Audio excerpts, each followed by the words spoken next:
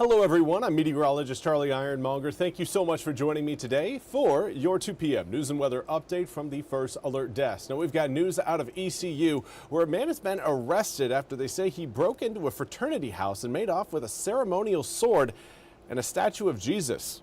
Greenville police have charged Damola Akindele with burglary after they say he broke into the Sigma Tau Gamma house on West 5th Street earlier this morning. Police say they got the call just after midnight as one of the victims chased Akindele. The 20-year-old was caught on 8th Street, according to police. Now, he was jailed on a $100,000 secured bond.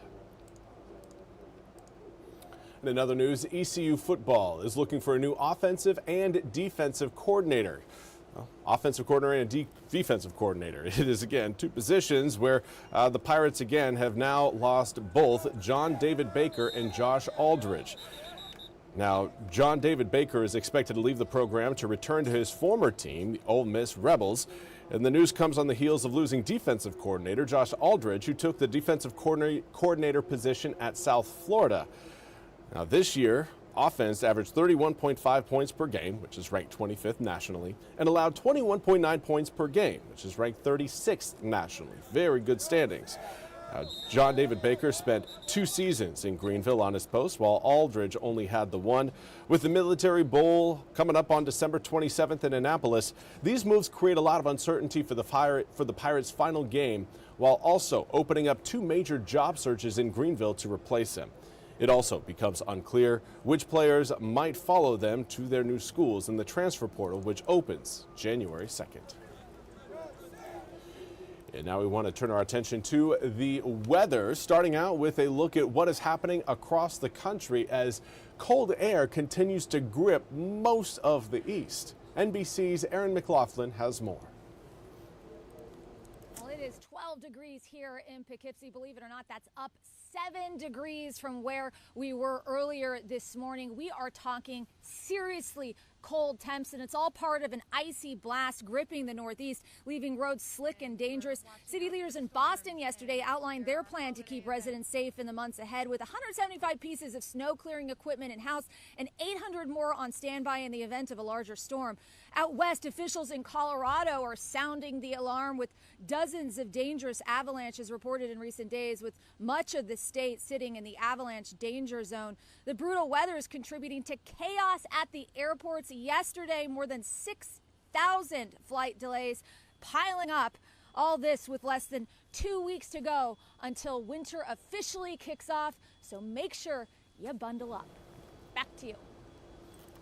Well, thank you very much, Aaron, for that report. Let's head straight into your weather forecast. And we are also sitting below average right now. It is a cold snap here in eastern North Carolina. Obviously, we had the snow flurries kind of come through last night for parts of eastern North Carolina. Obviously, we didn't see widespread accumulated snowfall as we woke up earlier this morning. But again, still looking at sunny skies today with chilly temperatures. Right now, 45 degrees in Morehead City. With a northerly breeze at 9 miles an hour, it feels like 40 degrees. It is chilly out there despite the sunshine. Neuse River in New Bern, variable winds at 4 miles an hour, but air temperatures 43 degrees, feeling like 40. Now, as far as your snow totals go, Littleton and Roanoke Rapids both came in with 2 inches of accumulated snow, followed closely by Halifax, 1.8 inches of snow. Red Oak saw 1 inch, and Oak City and Williamston saw a little bit less than that. And then Greenville, Farmville, Richlands, Walstenburg, Kinston, Washington, and Maysville all reporting trace amounts of snow. Here's kind of a look at the map of snowfall totals. Again, did not affect everyone. We knew it wouldn't.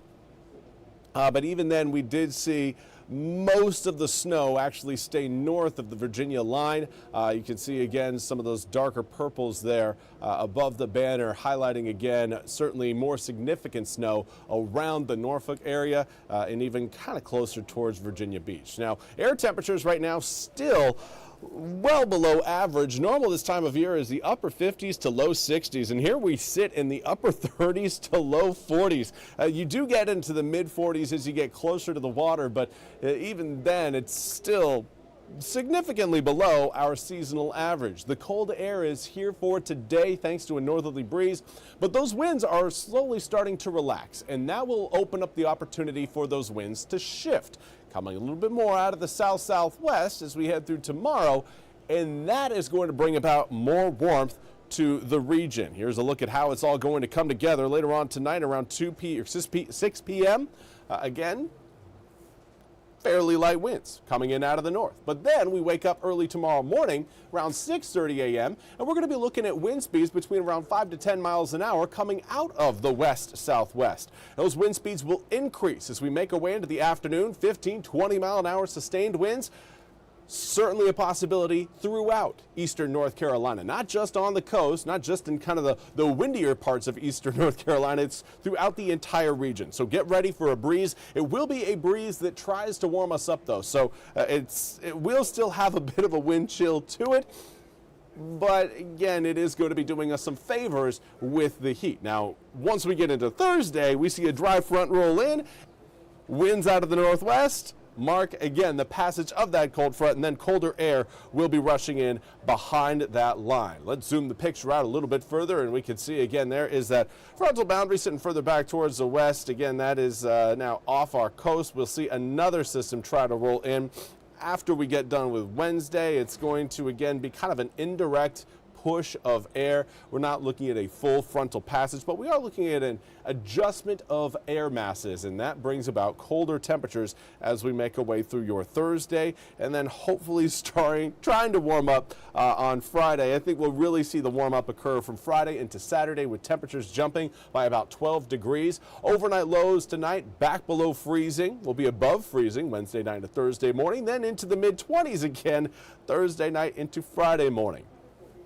We'll see a colder air mass settle over eastern North Carolina once we get done with this upcoming weekend. Saturday at 59, Sunday at 55, and then after that we are going to be looking at the upper 30s to mid 40s for both Monday and Tuesday, with the potential for some moisture rolling in as we head towards the middle to tail end of next week. With air temperatures falling down into, again, the 20s, it opens the door for the possibility of some winter weather. Now, nothing is certain as of right now, but we could again be talking about some more wintry weather coming up before Christmas hits. And with that, that's all we have time for today's 2 p.m. news and weather update from the First Alert Desk. I want to thank you all so much for joining me. We'll be back with more news and weather coming up at the top of the hour. Until then, have a fantastic rest of your Tuesday. We'll see you back here coming up in just a bit.